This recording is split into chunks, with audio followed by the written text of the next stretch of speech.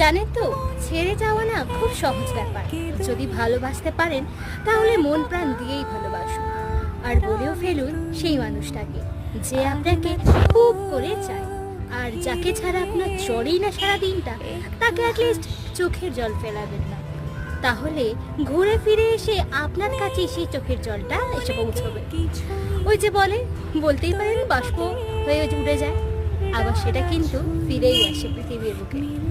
সেরকমই যদি পৃথিবীর কাছেই বাষ্প উড়ে গিয়ে আবার ফিরে আসে বৃষ্টি হয়ে, তাহলে মানুষের কাছে তো একই নিয়ম হবে।